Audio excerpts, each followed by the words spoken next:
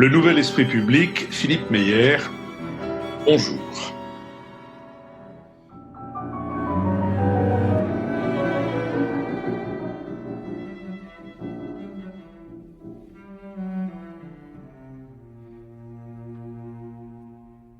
Bonjour, merci de nous avoir rejoints pour ce nouvel esprit public sous la forme d'une conversation entre personnes reliées par un ordinateur. Pour le moment, les réseaux tiennent, par conséquent, nous aussi. Et nous allons donc tenter d'éclairer certains aspects de l'actualité. Nous le ferons avec Nicolas Bavrez, avocat et essayiste, avec François Bujon de l'Étang, ambassadeur de France, avec Nicole Niesotto, professeur titulaire de la chaire Union européenne au CNAM, et avec Richard Verly, correspondant à Paris du journal Le Temps, ainsi qu'avec Marc-Olivier Padis, directeur des études de la Fondation Terra Nova. La date de notre prochaine émission en public est éminemment dépendante de ce que le président de la République dira lundi et que nous commenterons probablement dans notre prochaine émission. Nous sommes partenaires de l'hebdomadaire Le 1, dont le dernier numéro est intitulé « Comment piéger le virus ». Après avoir rappelé que les pathologies modernes, choléra, variole, oreillon, rougeole, grippe, varicelle, et peut-être aussi le paludisme sont des maladies d'origine démographique, Laurent Grelzamer souligne que la preuve d'une prise de conscience générale des dangers encourus ne signifie pas la volonté de changer nos comportements. Deux sociologues traitent de la misère de la recherche publique française. Un médecin immunologue se demande comment comprendre le virus pour anticiper les pandémies. Un anthropologue présente les maladies symptomatiques de la mondialisation. La journaliste Manon Polic relève que la surveillance numérique est à double tranchant et une sociologue analyse les deux stratégies adoptées pour faire face à la pandémie. Le 1 propose cette citation d'Isaac Asimov: « L'aspect le plus triste de notre vie d'aujourd'hui est que la science acquiert les connaissances plus vite que la société n'acquiert la sagesse. » Nous vivons de vos contributions et de vos encouragements. L'un et l'autre, ou les unes et les autres, nous sont plus que jamais précieux et nécessaires. Soyez-en remerciés. Intéressons-nous maintenant à la Chine et à ses vérités. Selon les chiffres officiels, le Covid-19 a fait 2567 morts en Chine, dans la capitale de la province de Hubei, épicentre de l'épidémie, soit 5 fois moins qu'en Italie. Un bilan jugé bien en dessous de la réalité selon Radio Free Asia, qui avance le chiffre de 42 000 morts en se fondant sur des estimations du nombre d'urnes délivrées par les 7 crématoriums de la ville. Cette polémique est une bombe à retardement pour le régime, à l'heure où il vante à sa population et aux chancelleries du monde entier sa gestion efficace de l'épidémie, avec la bénédiction de l'Organisation mondiale de la santé sur laquelle il semble exercer un étrange contrôle. Le décalage entre les chiffres officiels chinois et le nombre de morts en Europe, notamment en Italie, interroge jusqu'au chez les dirigeants occidentaux. Craignant une nouvelle vague d'épidémie, la Chine a annoncé coup sur coup le 26 mars 2 mesures spectaculaires pour bloquer le nombre de cas importés, la forte réduction des vols internationaux dès le 29 mars et la fermeture provisoire de ses frontières aux ressortissants étrangers le 28 mars à minuit. De Milan à Téhéran, en passant par l'Afrique, les bataillons de blouses blanches chinoises volent au secours des populations menacées par le Covid-19. Quelques semaines après l'explosion de l'épidémie à Wuhan, au cœur de la Chine, la seconde économie mondiale rebondit sur le front sanitaire, devenant pourvoyeuse d'aide dans plus de 80 pays, à grand renfort de propagande.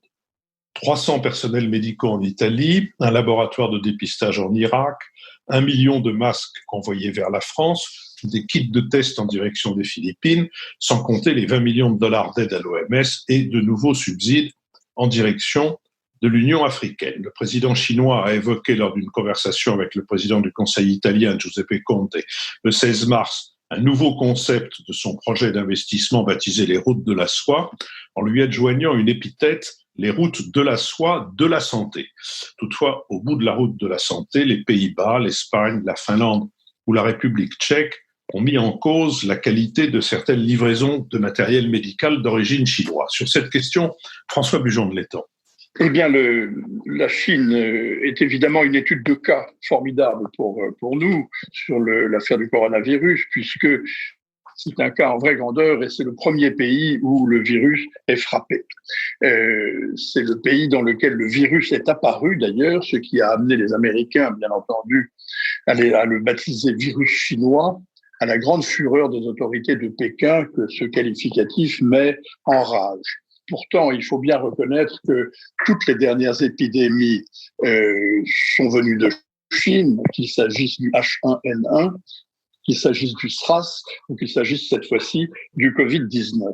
Donc, ce qualificatif n'est peut-être pas si usurpé que cela. En tout cas, ce que je voulais dire, c'est que la crise du coronavirus devrait, en Chine, devrait nous en apprendre beaucoup sur le coronavirus, mais en fait, il me semble qu'elle nous en apprend plus sur la Chine que sur le coronavirus. Je m'explique. L'épidémie en Chine a revêtu des caractéristiques qui sont difficiles vraiment à retracer, faute de disposer de données tout à fait fiables. La Chine, en effet, a expulsé, comme tout le monde le sait, les journalistes étrangers, en commençant par les Américains. Il n'y a plus personne que la propagande chinoise et l'Internet pour nous donner des informations sur ce qui se passe véritablement en Chine. Les frontières sont fermées, l'information est complètement contrôlée. Vous avez, dans votre introduction, Philippe, mentionné la controverse sur les chiffres. Il apparaît évident que les chiffres officiels qui ont été donnés par les autorités chinoises n'ont aucune vraisemblance, surtout quand on les compare aux données des pays européens. Et les estimations varient très largement. Vous avez dit effectivement 40 000 morts, on pense 40 à 50 000, et il y aura eu probablement près de 400 000 cas en Chine, estiment les autorités, notamment à Hong Kong. Donc, le mensonge, une fois de plus, prévaut, comme c'est toujours le cas, dans une dictature totalitaire et singulièrement dans un pays communiste. Et l'autre raison pour laquelle nous apprenons assez peu finalement sur ce que l'on peut faire ou ce qu'il faut faire à l'égard de ce virus nouveau, c'est que beaucoup des méthodes utilisées par la Chine pour lutter contre l'épidémie ne sont pas transposables dans nos démocraties. La société chinoise a été totalement verrouillée, une espèce de chape de plomb est tombée sur la province de Hubei, épicentre de l'épidémie, et sur la ville de Wuhan. Les voix dissidentes ont été étouffées, que ce soit sur l'Internet notamment, ou lorsqu'elles venaient même du corps médical. Tout le monde se souvient de l'épisode tragique de ce docteur ophtalmologue, le docteur Li Wenliang, qui avait le premier attiré l'attention sur l'éclatement de l'épidémie, qui a été immédiatement sanctionné et qui est mort peu après du Covid-19. Donc, rien de tout ça n'est vraiment transposable chez nous. Et le bilan, d'ailleurs, pour la Chine est un bilan très mitigé. Bien sûr, la Chine clame victoire. Et elle le fait en parlant de la Chine, grande puissance responsable, elle parle de la guerre populaire contre le virus, elle le fait dans des termes lyriques qui rappellent beaucoup d'ailleurs, on voit bien l'héritage soviétique, en même temps que l'héritage maoïste dans la propagande chinoise, un peu à la façon dont les Russes adorent glorifier la grande guerre patriotique et leur victoire en 1945. Ce sont des tons lyriques, très nationalistes, et qui leur permettent évidemment de faire une offensive de soft power dont nous allons parler dans un instant. Mais le bilan est en fait plus mitigé. Il est probablement très mitigé sur le plan de la santé publique. Il est très mauvais sur le plan économique parce que la Chine va probablement avoir un développement qui sera très très réduit par rapport, ils disent 2,5% de taux de croissance prévisionnel pour 2020 alors qu'ils avaient prévu initialement 6,1%, mais aussi parce qu'il y a des victimes collatérales, comme l'OMS, par exemple, vous l'avez mentionné. L'OMS est très largement décrédibilisée par le fait qu'elle est dirigée par un Éthiopien qui est un protégé évident de Pékin, un ancien membre du Parti communiste, et que l'OMS, en fait, dans toutes ses communications publiques, se fait véritablement le porte-parole, le porte-voix, le perroquet, j'allais dire, de la propagande chinoise. Donc, en réalité, on apprend assez peu de choses sur la façon dont la leçon chinoise pourrait être utilisée dans la lutte contre le coronavirus. Mais par contre, sur la Chine actuelle, le comportement et la façon dont la Chine a mené ce combat nous en apprend beaucoup. Nous avons une démonstration, alors vraiment en vraie grandeur, du point auquel le Parti communiste chinois, dont il faut rappeler au passage qu'il a maintenant 90 millions de membres, a renforcé depuis l'avènement de Xi Jinping sa très très forte mainmise sur la société chinoise. Et à Wuhan, dans le Hubei et dans le reste de la Chine, la guerre populaire contre le virus a été menée avec des moyens totalitaires tout à fait évidents. une très très très forte mobilisation, une surveillance mutuelle avec une grande activité des comités de quartier du parti, la répression impitoyable des voix dissidentes. Par exemple, un des grands tycoons, un des magnats de l'immobilier qui est un porte-parole très célèbre de l'opposition à Xi Jinping, et qui est un baron rouge, vient d'être arrêté. Et au fond, le malaise qui semble se développer dans certains milieux dirigeants chinois est totalement étouffé dans la mesure où les outils du totalitarisme le permettent. Alors, dans l'offensive de soft power sans précédent déclenchée par la Chine dans le monde, la route de la soie sanitaire, tout ce que vous avez mentionné, Philippe, nous voyons effectivement une propagande triomphante et un storytelling, comme on dit maintenant dans le jargon des communicants, qui est que la Chine a développé un contre-modèle efficace à la démocratie occidentale qui, elle, est en grande difficulté face au virus et face à l'épidémie, alors que la Chine en a triomphé. Ça, c'est l'instrument, c'est le véhicule essentiel de la propagande chinoise pour l'instant, qui se développe, mais qui est évidemment très largement contrebattu par ce qui apparaît de la réalité chinoise, qui n'est pas forcément... Merci François. Nicole Niesotto. Oui, alors, après la bataille contre le virus, qui n'est pas forcément gagnée, parce qu'il y a encore certaines villes, notamment à la frontière avec la Russie, qui ont été confinées dernièrement, mais après la bataille contre le virus, la Chine essaye effectivement de gagner la bataille de l'image. Et c'est vrai qu'elle offre aujourd'hui une image très contrastée. Premièrement, la Chine apparaît à la fois comme un pays très moderne, à la pointe de l'efficacité, capable de construire un hôpital de 1000 places en 3 jours et qui a vaincu la pandémie en 3 mois. Mais en même temps, et il faut insister là-dessus, un pays arriéré, sous-développé, avec des marchés insalubres, incontrôlés, où on peut acheter et manger n'importe quel animal sauvage. D'ailleurs, la Chine est le premier pays au monde pour le commerce des animaux sauvages et notamment des espèces protégées. Donc ça, c'est le premier contraste. Et le deuxième contraste, François Buisson de l'Étang en a parlé il y a une seconde, c'est celui entre, d'une part, un pays autoritaire, fermé, une dictature qui a mis en prison au départ, ou en tout cas qui a interpellé les sœurs d'alerte pendant 5 semaines, entre octobre et janvier, ce qui a amené les Occidentaux à des calculs faux sur la pandémie, donc un pays complètement responsable de la diffusion du virus, mais simultanément, un pays généreux, solidaire, ouvert à la coopération internationale, qui monte des ponts aériens avec l'Italie, la France, peut-être même un jour avec les États-Unis, et qui prône un nouveau multilatéralisme efficace. Et donc, cette double image de la Chine, je crois que les deux sont à peu près vrais, mais il est vrai que pour les Chinois maintenant, l'objectif, c'est de montrer, sur le plan idéologique, d'une part, la faiblesse des démocraties dans la gestion des crises par rapport à l'efficacité des centralisations autoritaires, et d'autre part, l'irresponsabilité des États-Unis, qui n'ont même pas été capables d'aider leurs alliés italiens, qui ne méritent plus la place de leader du monde occidental et du monde moderne en général. Alors, est-ce que cette bataille idéologique est en passe d'être gagnée ? Je crois que oui, d'un certain côté, parce que l'avenir de la mondialisation après cet épisode du coronavirus, si tant est qu'il y ait un après, sera quand même en faveur de plus d'intervention étatique, un appel à plus d'État et un appel à moins de libéralisme.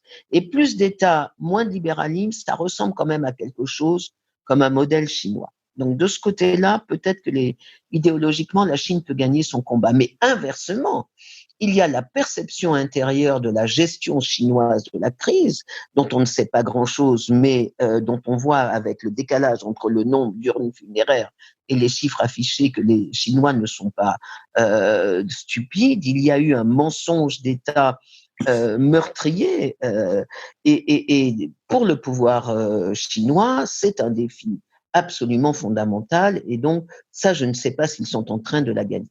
Sur le plan économique, et je termine par là, il y a un deuxième enjeu. Moi, je ne partage pas du tout les analyses qui disent que la Chine est le grand vainqueur dans la hiérarchie des puissances, sera le grand vainqueur de cette pandémie. C'est vrai que la Chine a un certain nombre de monopoles qui lui donnent une arme de choix dans la mondialisation, non seulement de matières premières pour les médicaments, mais elle a pratiquement le monopole des terres rares, ces métaux sans lesquels on ne peut pas faire d'ordinateur, on ne peut pas faire de smartphone, etc. C'est vrai qu'elle est aussi le premier exportateur du monde, 13% des exportations mondiales. Donc c'est un pays qui est clé pour la reprise économique mondiale, mais inversement, ses atouts sont des faiblesses. Si le monde est ruiné, eh bien, les exportations chinoises ne seront pas achetées, avec un risque, là aussi, de pénurie intérieure. Si les économies occidentales ne repartent pas, les importations chinoises vont être très difficiles. Donc, un risque de pénurie intérieure qui peut avoir aussi un effet catastrophique pour le maintien au pouvoir de ce régime, qui va donc devenir de plus en plus dur. Mais je trouve qu'il y a dans ce coronavirus un double risque politique pour le Parti communiste chinois, un risque sur son image de pouvoir menteur et un risque sur son efficacité économique, parce que l'interdépendance fait que la Chine est également dépendante de la non-reprise économique des autres. Nicolas Mavrez. En 12 ans, nous aurons connu 2 très grandes crises. Le paradoxe de 2008, c'est que la finance américaine était sortie la grande gagnante du krach qu'elle avait provoqué. Et la question qui se pose aujourd'hui, c'est de savoir si la Chine peut être le pays qui va sortir renforcé de cette pandémie à l'origine de laquelle elle est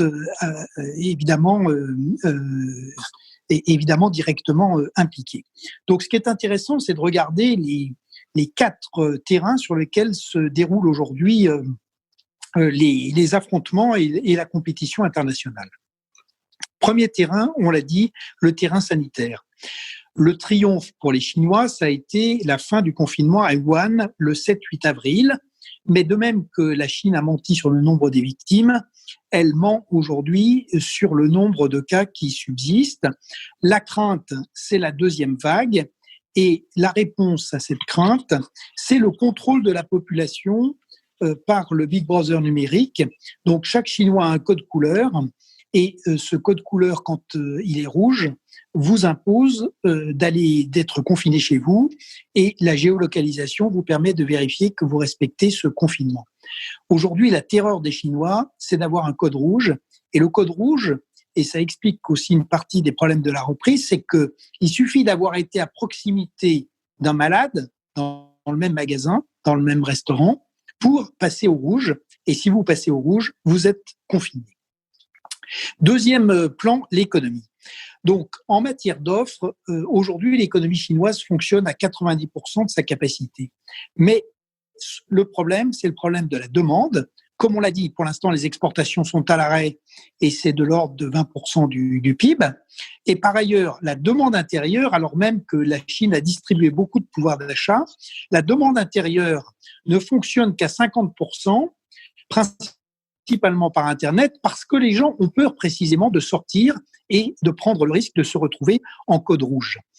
La réponse de moyen terme, qui est très intéressante, pour répondre à ce qui était souligné par Nicole Liesotto sur le retard de la Chine, c'est que la Chine veut accélérer sa modernisation et sa digitalisation afin de construire un secteur moderne qui, justement, soit complètement à l'abri du côté archaïque d'une partie de la société chinoise. Et c'est ce qu'on a vu avec le formidable développement, notamment d'Alibaba, qui vous livre tout produit en 24 heures en Chine et en 3 jours, où que ce soit dans le monde. Troisième front, la finance. Sur la finance, ce qui est intéressant, c'est que la Chine, contrairement à 2008, ne veut pas réassurer le monde occidental. Donc tout l'argent est mis de telle manière qu'il retourne à de la production chinoise. Donc, il n'y a pas de grand plan de relance. Il y a de l'argent distribué aux Chinois par la Banque de Chine, mais aussi, on va y revenir, à l'étranger. Le pari de la Chine, c'est que l'Occident va se japoniser avec une population vieillissante, une croissance faible et des monceaux de dettes qui finiront par détruire le système occidental de l'intérieur.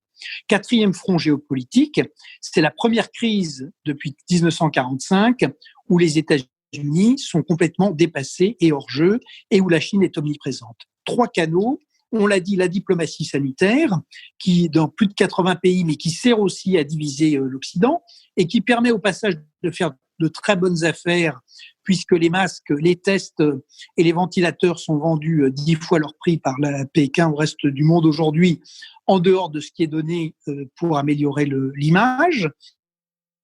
En matière de finances, l'utilisation des nouvelles routes de la soie sanitaire, mais aussi ce qui est peu dit, des swaps de la Banque de Chine qui permettent de donner à des pays émergents d'énormes lignes de yuan inconvertibles qui obligent ensuite à acheter des produits chinois, et la prise en main des institutions multilatérales, comme il a été dit, avec pour symbole l'OMS.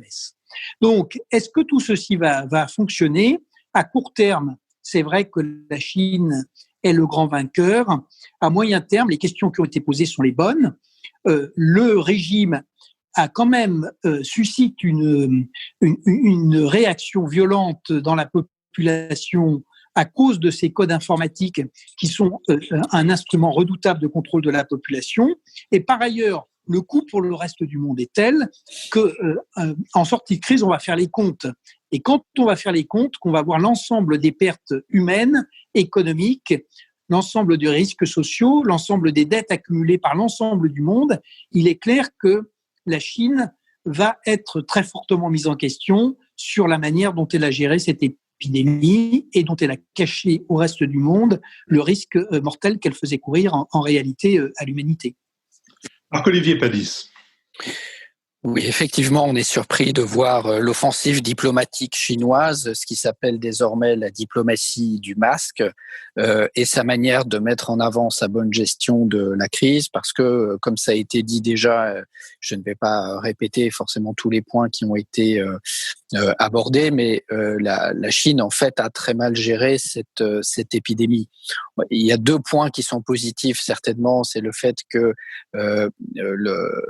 l'épidémie a été jugulée dans la province de Hubei, et d'autre part qu'il y a eu une coopération scientifique entre les chercheurs chinois et la communauté internationale des chercheurs sur l'épidémie, puisque les chercheurs chinois ont donné le génome du virus très rapidement, ce qui a permis de développer les tests de détection à l'échelle internationale.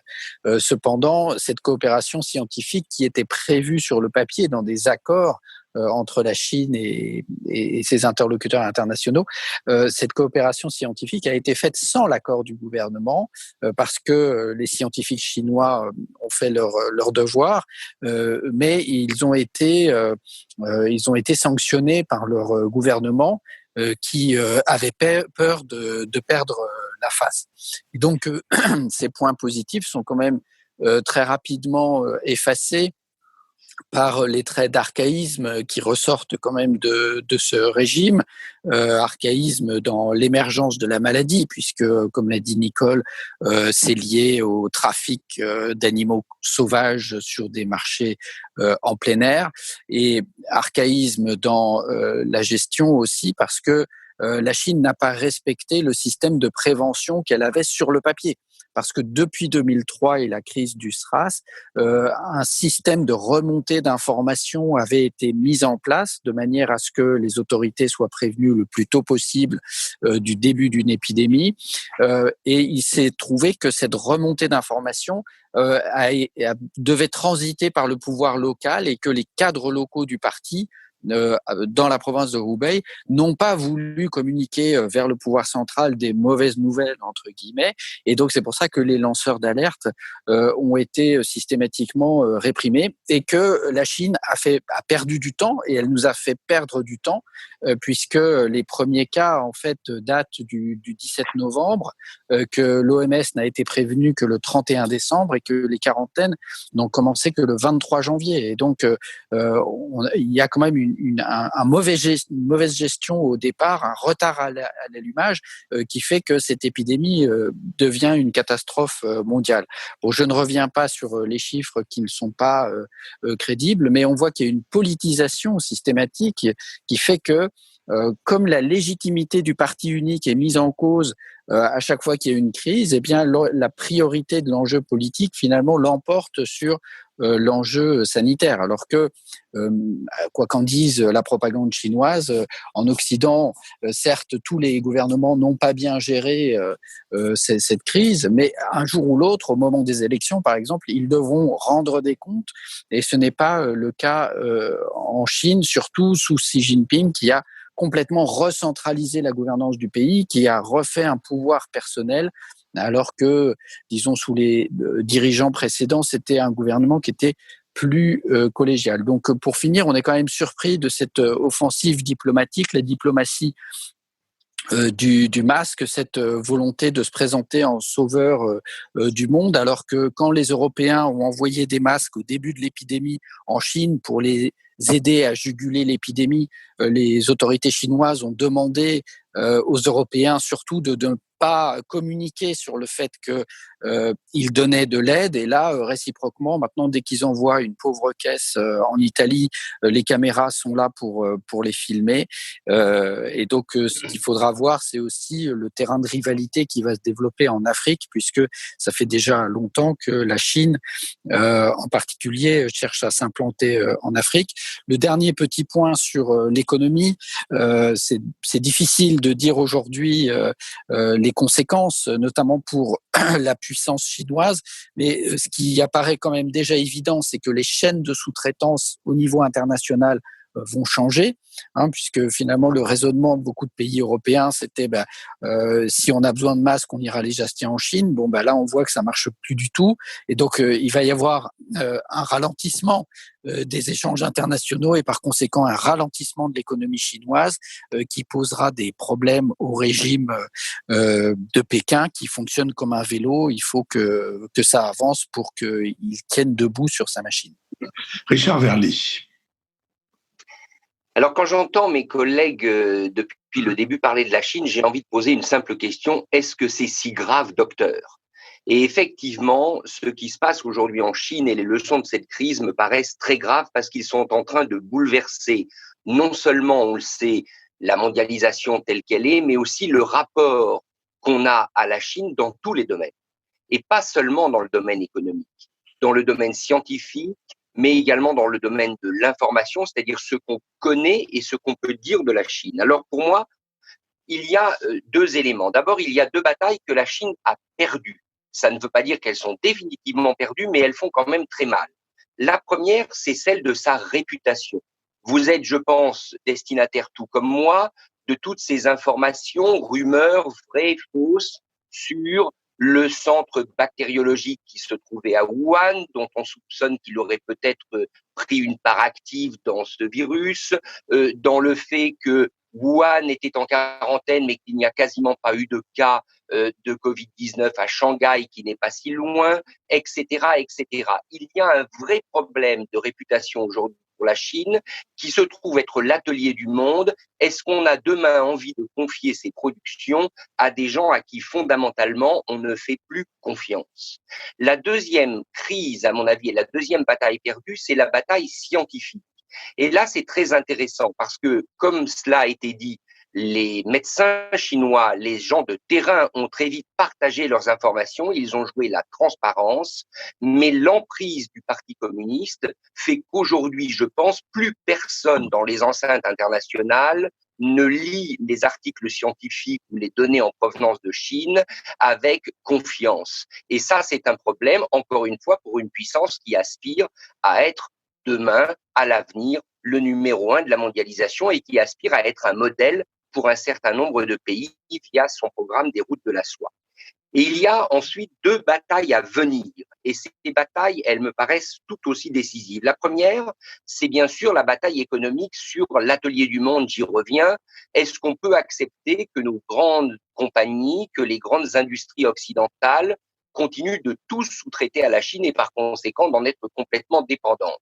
Ça, c'est une question très importante et qui va se poser au secteur privé et qui suppose que ces grands patrons répondent aujourd'hui devant l'opinion de leurs prochaines commandes, que ce soit les commandes de pièces détachées d'avions, automobiles ou d'ordinateurs. Deuxième bataille à venir, c'est celle pour nous tous, et je pense notamment aux cercles diplomatiques, aux instituts de réflexion, de notre connaissance de la Chine. Il est temps que tous ces instituts qui souvent travaillent sur fonds publics disent la vérité de ce qui se passe en Chine. Moi, j'attends les rapports universitaires qui enfin vont faire le point sur ce qui se passe là-bas. J'attends qu'on prenne la parole, qu'on ose contredire la version officielle des dirigeants chinois et qu'on se rebelle contre quand même cette omerta, cette loi du silence en Occident sur la réalité du pouvoir chinois, qui était largement le résultat, il faut bien le dire, de l'influence économique de la Chine et peut-être des rémunérations qu'un certain nombre d'experts tiraient plus ou moins d'officines chinoises.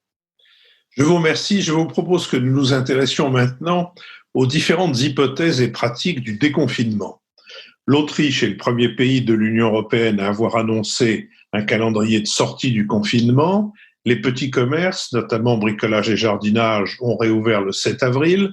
Tous les autres magasins ouvriront début mai, mais le télétravail demeurera la norme jusqu'à fin avril. Les établissements scolaires ne devraient pas rouvrir avant le 15 mai. Le masque obligatoire depuis le 6 avril dans les supermarchés le sera également dans les transports. L'Italie envisagerait, d'après la presse, un déconfinement à partir du 3 mai. La Norvège va rouvrir crèches et écoles le 20 avril et les lycées le 27, le télétravail restant recommandé. Le port du masque est peu pratiqué, comme au Danemark, où crèches et écoles vont rouvrir à partir du 15 avril. Les collégiens et lycéens patienteront jusqu'au 10 mai. Les rassemblements de plus de 10 personnes demeurent interdits et aucune date n'a été communiquée pour la réouverture des bars, restaurants, salons de coiffure, centres commerciaux et discothèques. Le gouvernement slovène a annoncé qu'il comptait assouplir graduellement les restrictions à partir du 14 avril. La Suisse a indiqué qu'elle présenterait le 16 avril un plan de premiers assouplissements qui entrerait en vigueur avant la fin du mois. Le Portugal et la Grèce envisagent un retour à la normale en mai, sans autre précision. Aucun de ces pays ne compte autoriser prochainement les grands rassemblements et manifestations sportives, culturelles, cultuelles, dont il est avéré qu'elles ont joué un très grand rôle dans la pandémie mi-février. Ce sera au plus tôt en juillet ou en août. Ils n'ont pas non plus annoncé à terme de réouverture des frontières ou de suspension des mesures de quarantaine lors de l'entrée sur leur territoire. En France, le Premier ministre Édouard Philippe, qui avait envisagé probable que nous nous acheminions, je le cite, non vers un déconfinement général et absolu en une fois et pour tout le monde, mais vers un déconfinement qui serait régionalisé et peut-être sujet à une politique de test en fonction, qui sait, avait-il dit, des classes d'âge. Le Premier ministre sera demain complété, ou si je puis dire dominé, par un discours du président de la République que l'on annonce ne portant pas seulement sur le déconfinement, mais aussi sur l'après. Sur cette question, Richard Verly. On pourrait dire que le déconfinement à la française va rencontrer les problèmes du confinement à la française. Au fond, l'un et l'autre sont absolument liés. Vous parliez tout à l'heure de différents pays européens, vous citiez la Suisse, qui fait partie de ces pays où le gouvernement a exigé peu pour obtenir beaucoup.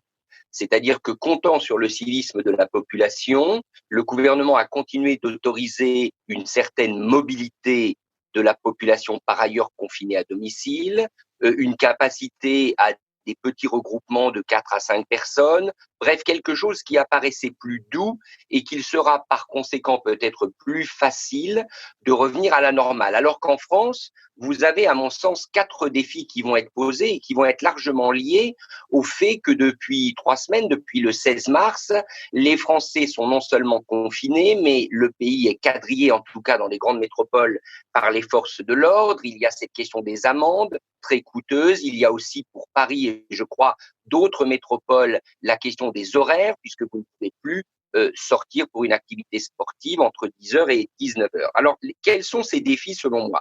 Le premier, il est simple, il va être un défi d'organisation et on a tous compris que c'est Édouard Philippe, le Premier ministre, qui va gérer ce dossier. C'est auprès de lui que se trouve le haut fonctionnaire chargé du déconfinement, Monsieur Castex, et c'est donc à Matignon que vont être prises les mesures pour voir quid des régions, quid des classes d'âge qui seront autorisées à davantage de mobilité avec toutes les jalousies, problèmes, difficultés que cela peut poser.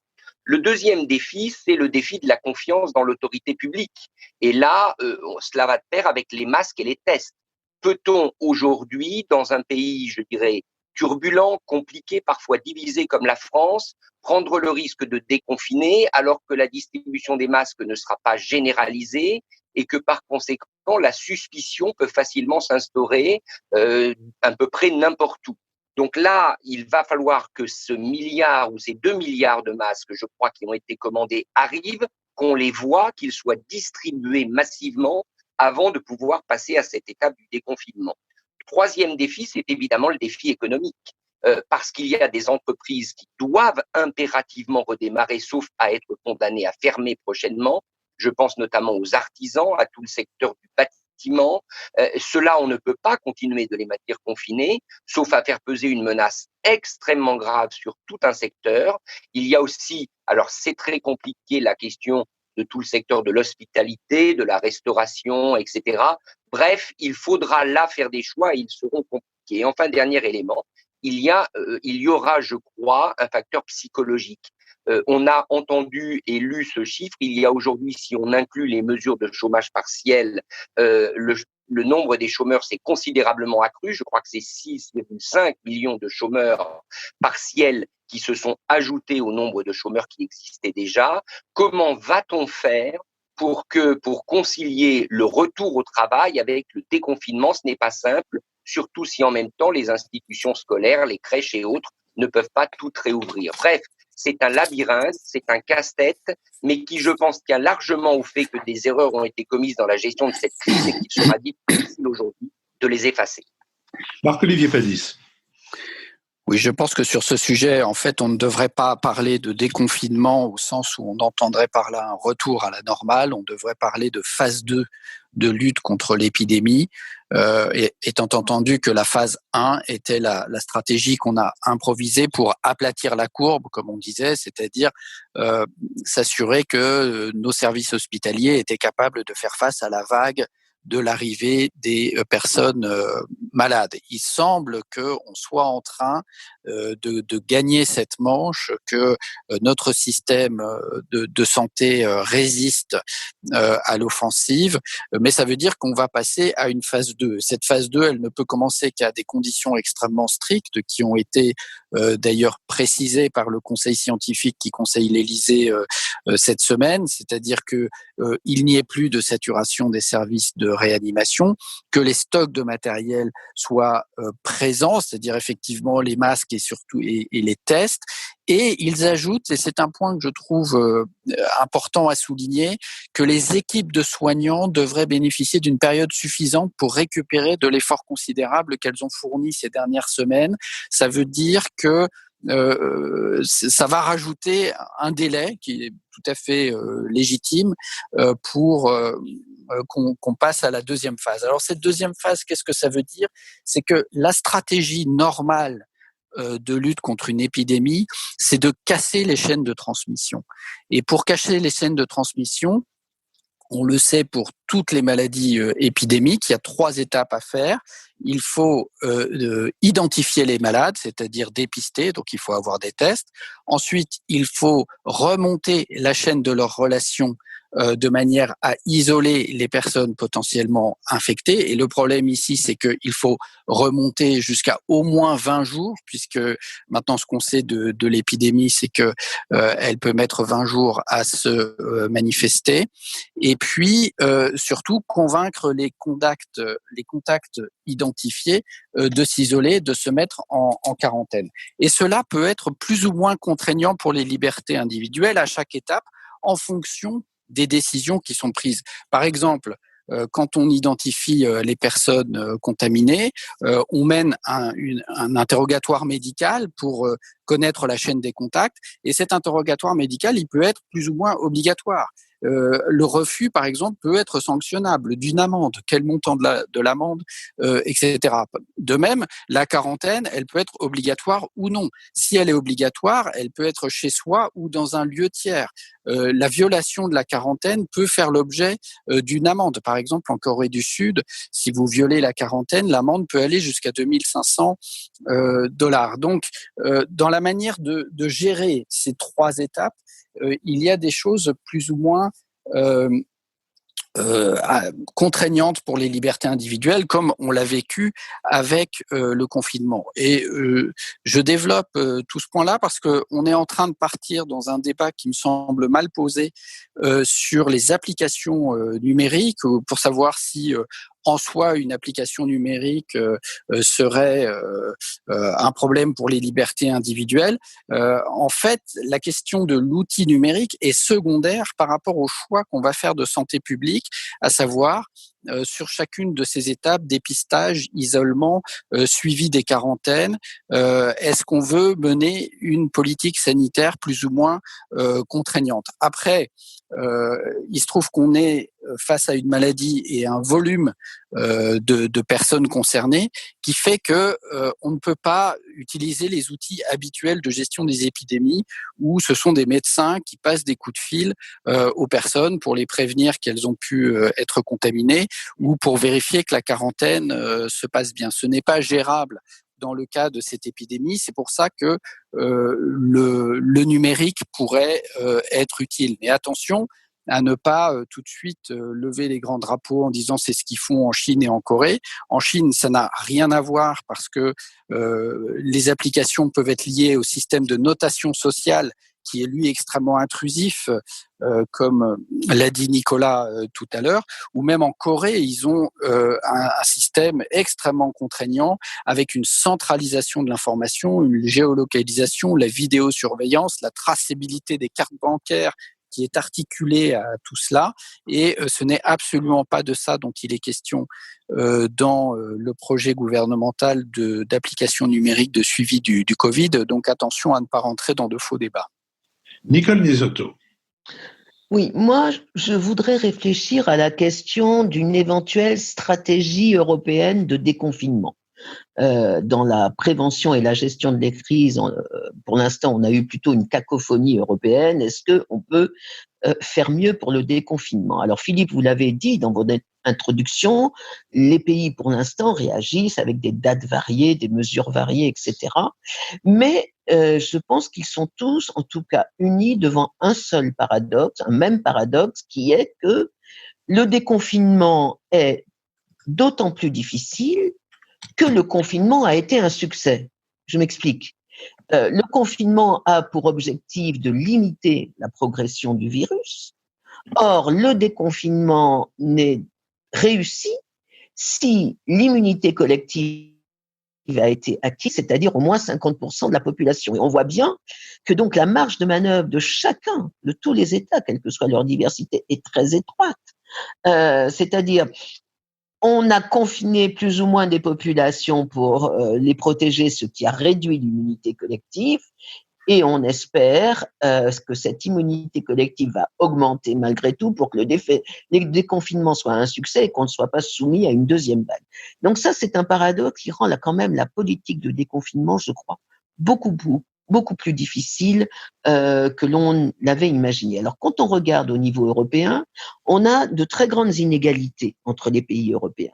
Certains pays ont été touchés plus tôt que d'autres, par exemple l'Italie, l'Espagne, la France.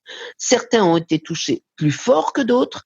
L'Espagne par rapport au Portugal, par exemple, c'est assez incompréhensible, mais c'est comme ça. La France par rapport à l'Allemagne. Et certains pays sont beaucoup mieux dotés que d'autres en tests, masques, etc.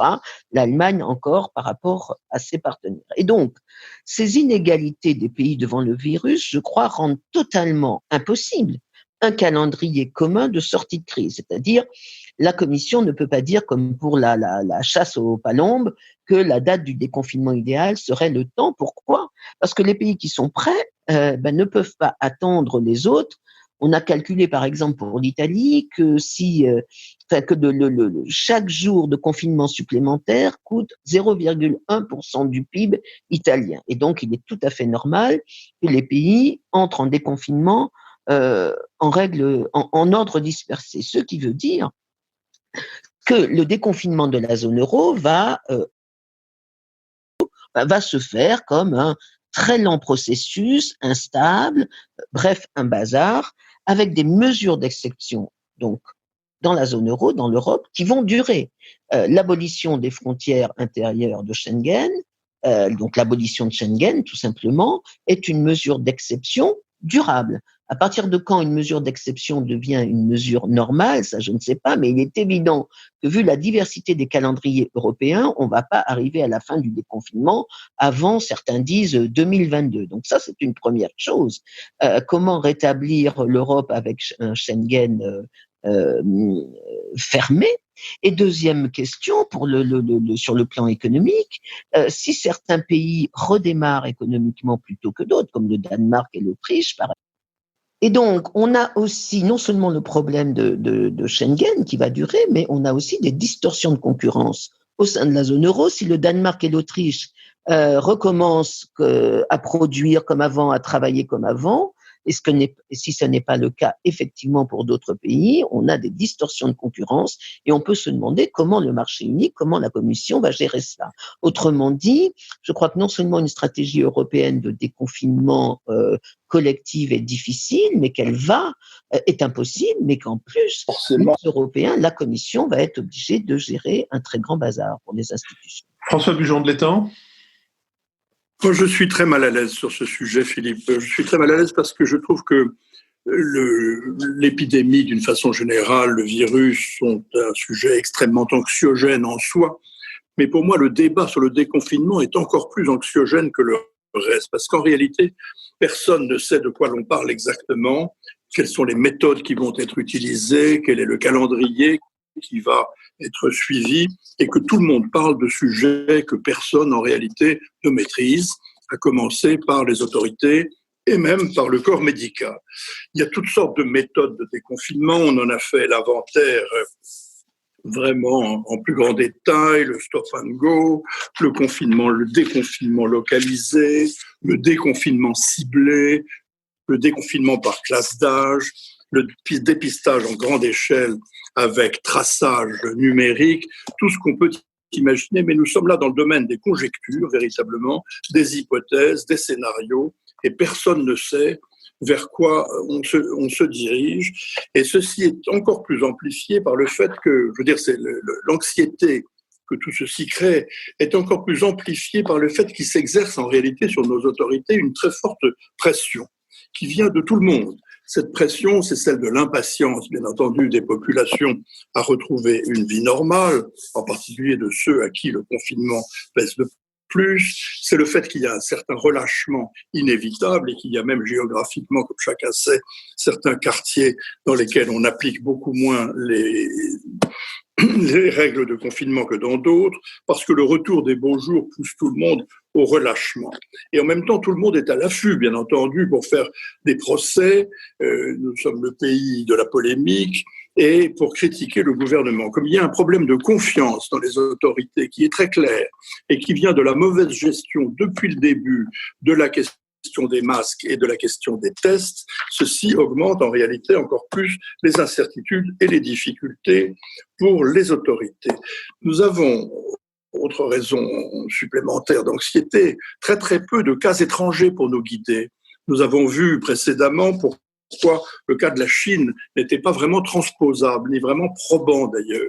Mais on a vu aussi d'autres pays d'Asie, comme Singapour, par exemple, qui avait bien réussi à lutter contre la première vague de l'épidémie et qui, dès qu'ils ont pris des mesures de déconfinement, ont découvert qu'ils avaient un problème avec un début de deuxième vague, et notamment, malgré la fermeture des frontières, avec des cas domestiques. C'est le cas de Singapour, qui a dû revenir à des mesures de confinement après avoir fait du déconfinement. Les pays européens, alors Nicole a émis le vœu qu'il y ait une meilleure coordination au sein de l'Europe sur le déconfinement. Je ne peux que m'associer à ce vœu, mais il ne faut pas se faire la moindre illusion. Nous allons partir encore une fois dans tous les sens. Nous avons l'Autriche, le Danemark, la Suisse, le Portugal, la Grèce, qui vont se lancer avant nous sur la voie du déconfinement. Ce sont tous des pays qui ont été moins touchés que nous. Ce sont tous des pays plus petits, moins peuplés, dans lesquels l'État n'a pas toujours le même poids qu'en France, et il n'est pas sûr non plus que ces exemples que nous allons voir se développer sous nos yeux soient très probants. En tout cas, ce qui est sûr, c'est qu'il y a un contre-modèle très clair, qui est celui de l'entrée dans le confinement, qui a été marqué par un très grand désordre partout, et notamment en Europe, où la cacophonie, mais surtout le calendrier, a été terriblement bousculé. Il n'y a eu aucune concertation, aucune coordination entre les pays européens. On ne peut pas blâmer les institutions européennes parce que la santé n'est pas une de leurs responsabilités. C'est un cas essentiellement de coopération intergouvernementale. Ce sont les gouvernements qui sont à blâmer, si quelqu'un est à blâmer. Et quand on voit toutes les mesures désordonnées et toutes les vacillations sur les mesures à prendre qui ont marqué l'entrée dans le confinement, on ne peut que nourrir les plus grandes inquiétudes sur la sortie. Nicolas Bavrez. Il me semble que même si beaucoup d'inconnus subsistent, il faut absolument parler du déconfinement. Pourquoi ? Parce que le déconfinement devient vraiment une urgence. C'est une urgence sur le plan économique d'abord. La France a déjà perdu 10% de son PIB. Le déficit, à la fin de l'année, le déficit public va dépasser 10% du PIB. Et la dette sera quelque part entre 110 et 115% du PIB. Il y a aussi des raisons proprement sanitaires avec l'arrêt des soins pour tout le reste des maladies. Et on va aujourd'hui avoir un bilan très lourd en termes de tout ce qui n'aura pas été fait en matière d'opération et d'activités médicales habituelles. Et puis, bien sûr, il y a des atteintes à l'état de droit, une suspension de l'état de droit qui devient insupportable. On peut penser à l'arrêt complet de la justice ou au fait qu'on prolonge des détentions provisoires sans même l'intervention d'un juge. Donc, le retour à la normale, il est fondamental parce que sinon, on aura des atteintes telles à la croissance potentielle et à l'état de droit qu'il n'y aura pas de possibilité de revenir à un minimum de vie, de développement économique et de vie démocratique au plein sens du terme. Donc le problème, il est bien connu, c'est qu'à l'inverse, il faut évidemment éviter tout retour en arrière avec donc 3 difficultés. La population n'est pas immunisée puisque le confinement a permis précisément d'éviter la diffusion du virus et nous n'avons pas de vaccin et pas de médicaments. Donc, là où les choses sont quand même assez claires, c'est qu'aujourd'hui, on sait il y a 2 grandes lignes de certitude. Le déconfinement ne peut être que progressif, localisé, ciblé, avec sûrement un déconfinement plus tardif des personnes les plus âgées et les plus vulnérables. Deuxièmement, les conditions à réunir sont connues. Il faut des masques pour toute la population, il faut des tests, il faut un traçage et un isolement pour les gens qui sont contagieux.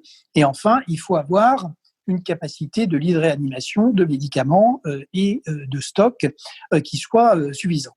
Donc, ce qui est frappant également, c'est que la deuxième condition sur laquelle je trouve on ne travaille pas assez, c'est que la reprise de l'activité, pour tout le monde, pas seulement pour les entreprises, mais pour toutes les activités sociales, pour les administrations, tout ceci suppose d'avoir réfléchi à une nouvelle organisation du travail et une nouvelle organisation de l'activité. Et c'est là-dessus qu'on devrait aujourd'hui travailler, et force est de constater que là, le secteur privé a commencé à travailler. En revanche, du côté des administrations, il ne se passe pas grand-chose. Derrière, on a 4 problèmes de fond sur lesquels il faudra aussi travailler à moyen terme. D'abord, comme il a été dit, cette crise est quand même une crise incroyable de l'absence de capacité de l'État à gérer des chocs. Et la compétition qu'on voit aujourd'hui entre l'État, les services de l'État, les régions, les collectivités, les municipalités pour acheter des masques à tout prix en Chine, tout ceci montre un degré de désordre inouï.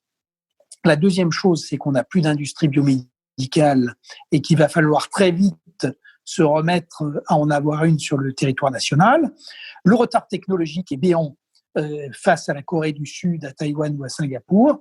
Et puis enfin, on a la question européenne. C'est vrai qu'il n'y aura pas de coordination sur le déconfinement, ça c'est acquis. Et donc, je crois qu'il ne faut pas se battre là-dessus. L'Europe a raté la crise sanitaire et on n'arrivera pas à la faire revenir dans le jeu. On peut prévoir évidemment d'être moins inefficace pour l'avenir, mais ce qui est très important, parce que là, elle est dans son domaine de compétence, c'est qu'il faut que l'Europe se mobilise pour accompagner la reprise économique. C'est ça aujourd'hui qui est déterminant et c'est ce qu'il faut lui demander en priorité, parce que là encore, il faut être modeste. On ne va pas refonder l'Europe dans cette période de crise extrême. On ne va pas inventer des instruments nouveaux comme les Corona Bonds. Ce qu'il faut, c'est déjà utiliser tout ce qui existe au bout des capacités possibles. Et ça, je crois que ça devrait être la priorité pour l'Europe aujourd'hui. Je vous remercie. Nous sommes arrivés à notre dernière séquence, la séquence des brèves. Je vais introduire à la demande générale et de moi-même en citant chacun de tripoter de papier à proximité du micro, ça fait un bruit terrible. Je voudrais vous dire que l'Europe, en ce moment, n'est pas à proprement parler un sujet qui puisse faire sourire. Et c'est précisément la raison pour laquelle je recommande une série en une dizaine d'épisodes de 28 minutes, série diffusée par France Télévisions et accessible tous les jours, en tout temps, à toute heure, sur sa plateforme de rediffusion. Bismarck disait « La politique, c'est comme les saucisses, il faut ne pas voir comment c'est fait ». Eh bien, là, il s'agit, dans cette série qui s'appelle « Parlement », à travers les yeux d'un jeune inexpérimenté et naïf assistant parlementaire qui s'efforce de faire aboutir un amendement sur la protection des requins. Il s'agit de comprendre comment sont faites les saucisses de Bruxelles et de Strasbourg, ou plutôt à Bruxelles et à Strasbourg. Excellent scénario, coordonné par Noé Debré, scénariste entre autres de Jacques Audiard. Il a été assisté, ou plutôt il a travaillé avec un auteur, Maxime Caligaro, un eurocrate averti dont j'avais signalé le livre, Les Compromis. La distribution internationale est parfaite. Bref, Parlement, c'est une satire initiatique sur un sujet inattendu et même inespéré, l'Union européenne. Continuons dans l'ordre alphabétique inversé. Richard Verly. Alors, c'est une excursion historique que je voudrais vous proposer en brève à travers le site Retro News de la Bibliothèque nationale de France. Il est en accès libre et il permet de feuilleter tous les journaux français et francophones du début du 19e siècle aux années 1950. C'est passionnant. Alors, faites un petit exercice. Tapez par exemple Chine et vous tomberez d'emblée sur un article du Petit Parisien daté du 2 juin 1900 avec cette phrase de conclusion à propos de la crise des boxers. On ne paraît point disposé en Europe à laisser faire plus longtemps le gouvernement de Pékin, dont on n'est plus à compter les duplicités qui menacent la sécurité des étrangers et met leur vie en péril. Marc-Olivier Padis. Je voudrais vous recommander un documentaire sur Fernand Deligny, documentaire qui devait sortir en salle juste avant le confinement, mais qui est visible en ligne maintenant sur le site du producteur qui s'appelle Shellac. On mettra les références complètes sur le site. Donc Fernand Deligny était un éducateur qui s'est spécialisé à partir des années 60 pour se consacrer à des enfants en difficulté et a refusé l'enfermement asilaire, notamment pour les autistes. Et Deligny avait été en contact avec François Truffaut, notamment après les 400 coups.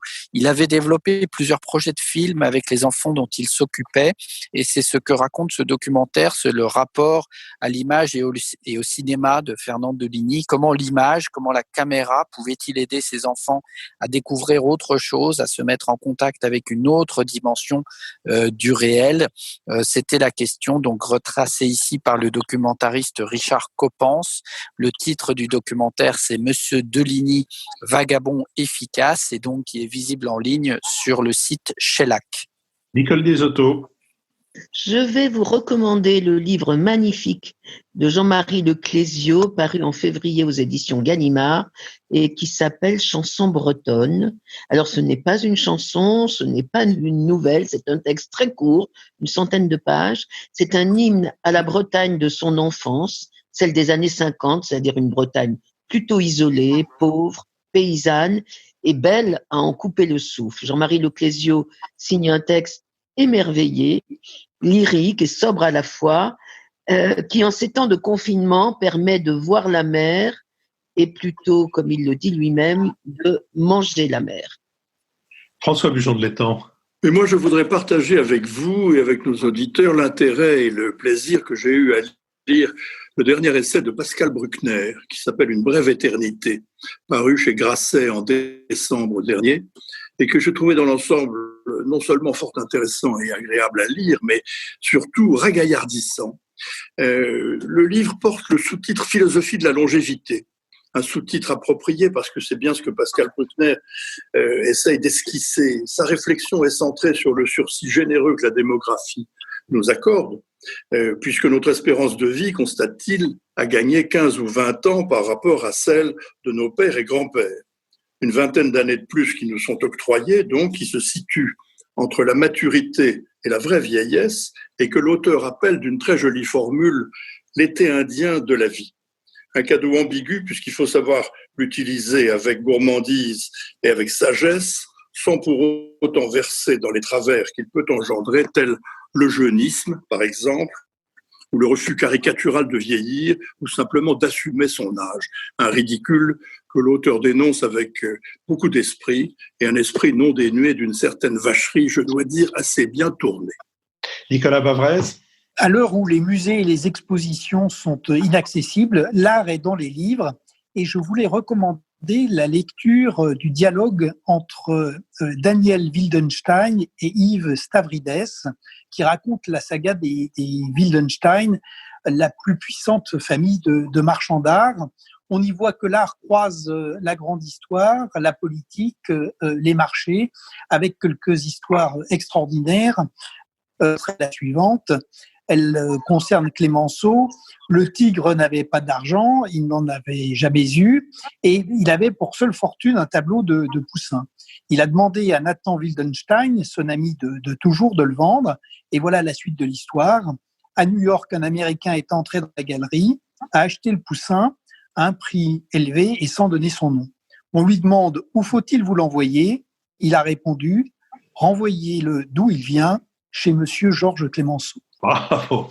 Pour refaire écho à la brève de Richard Verlet, je suis allé en Chine à la fin des années 80, invité par le bureau du cinéma chinois, et j'avais un interprète qui avait jamais mis les pieds en France, qui avait mon âge, qui parlait un français absolument parfait, et qui saisissait toutes les occasions de dire des horreurs sur le Japon et les Japonais. Ce qui fait que je lui ai demandé au bout d'un moment si sa famille avait personnellement souffert au moment de l'occupation de la Mandchourie ou dans d'autres circonstances, et sa réponse a été digne de la dernière phrase que lisait Richard tout à l'heure. Sa réponse a été non, ces orientaux sont fourbes. Merci d'avoir participé à cette émission. Je vous donne rendez-vous la semaine prochaine où nous aurons sans doute à commenter le discours du président de la République. Demain, je vous rappelle que vous trouvez nos brèves et leurs références sur notre site. Je remercie Sophie Jarry avec qui cette émission a été préparée, Charles de Silla, notre ingénieur du son, Benoît Carré qui veille aussi bien à notre compendium qu'à nos conversations enregistrées, Olivier Magloire qui lui veille aux sites de financement sur lesquels vous pouvez vous précipiter dès que vous le souhaitez, Nouvelles Écoutes qui est notre producteur, et je vous dis donc à bientôt pour un nouvel Esprit Public.